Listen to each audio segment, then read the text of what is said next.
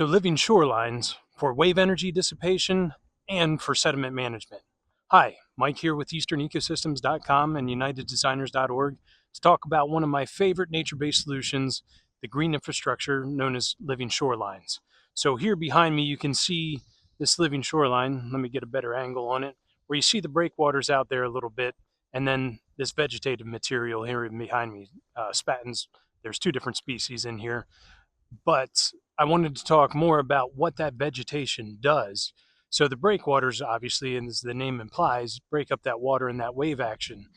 But why I'm out here today is we recently had the remnants of Hurricane Debbie. So came in, we didn't have the hurricane itself, but we had some of the wind, and the wind coming from the south. If you look that direction, you notice you can't really see land back that way because the fetch, or the distance that that wind travels over the water, is 100 miles plus till you get down to the bottom of the Delmarva Peninsula.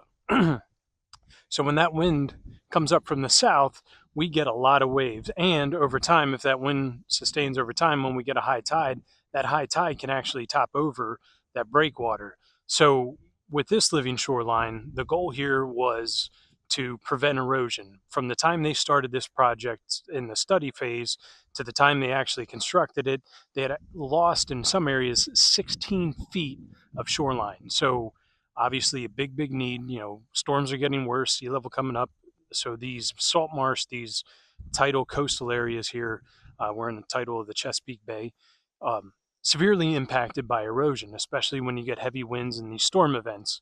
So the living shoreline was implemented here with the effort to stop erosion.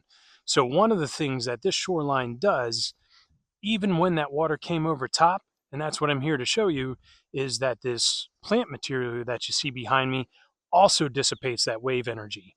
And the goal being that the living shoreline continues in all the way upland to the marsh. So that does several things, as I mentioned in other videos. That allows the shoreline to migrate inland. So as sea level rises, that shoreline goes, and we'll see that here because it not only dissipated the wave energy, but as that wave energy churns out in the bay, it churns up a lot of silt, sediment, that kind of thing off the bottom of the bay. So you'll see that this living shoreline, and here I'll come in close to it, that as we're looking at the base of this, there's a lot of sediment building up there. Matter of fact, one of my neighbors stopped me and said, "Hey, did you take a look at that after the storm? Worried that that plant material might actually kill it." Well, that's not the case here. This is doing a great job in what it's supposed to. So these plants can survive this sediment getting trapped in here. And as the sea level rises, that's one of the things this does is accrue sediment, and this living shoreline will rise with it. But the cool thing is, not only that, but this plant material, for that sediment to be there, that's because this time it was from wave energy coming in from the bay, carrying all that sediment that was stirred up.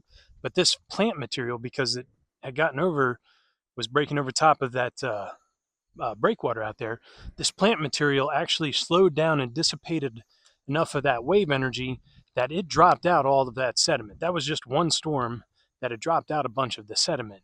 So not only does it accrue sediment so the living shoreline can rise as sea level rises, but it also dissipates, this vegetative material dissipates that wave energy.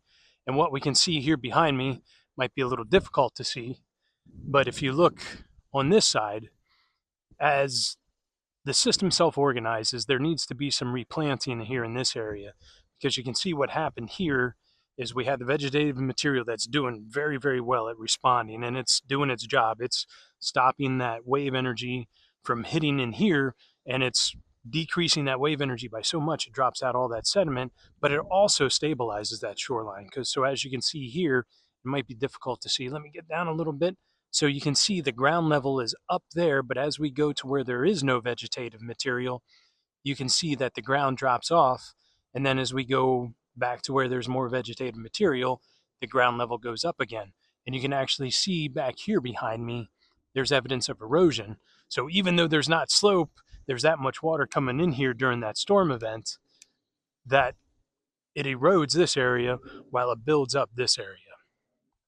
So here I am a little further down this living shoreline, and I wanted to point one other thing out before we wrap up for today, and that is how much this vegetative material is great at capturing sediment. So if you look behind me, where initially start way in the background, this was just a gentle upsloping living shoreline. So they came in, did the engineering breakwaters, the nourishment, which is kind of a fancy way of saying the backfill, the sand that they put in here, and made it a gentle slope up to here.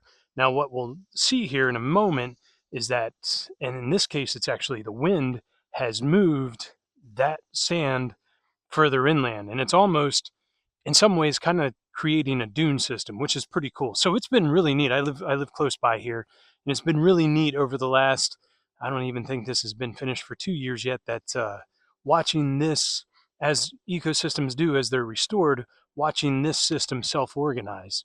So one of the things we see here, now drop down so you can see it a little better, is that wind here has pushed a lot of this sand up, but instead of it blowing in further inland into the wooded area, it stops here with all that vegetative material. So if you see down here, and as we come up, that's over a foot of height gain. In some areas, it's even more. So this system is self-organizing into be different than it was originally designed, and that's okay. It was designed to stop erosion, and it's doing a really, really good job of that. But here it's self-organizing into something a little different, and this is where adaptive management is key when you're doing ecosystem restoration, because understanding that as this system self-organizes, which is great, we want to encourage that and support that. So instead of trying to keep it the way it was originally designed, all right, what can we do to bolster this? And one of the things we could do here is do, some replanting, because as this sand has come up, it came up so quick that in some areas it actually did smother the plant material. Now, I mentioned earlier that accruing that sediment and trapping that sediment, holding in place, for the most part, as that sediment rises up, the plant material does fine. But here, what we see is with heavy wind, maybe some drying out, this plant material kind of right at the ridge here at the higher level did not handle as well. And that may have been, some foot traffic there. I see paw prints from people walk their dogs here and everything. So it could have been a combination of things. But with adaptive management, we want to see, okay, this is how the system wants to self-organize. What can we do to support that? And at the same time, still maintain the function of why this living shoreline is here, which is to protect this shore from erosion. Again, Mike, easternecosystems.com and uniteddesignersnet.org. If you have any questions, please feel free to reach out. And thank you for watching.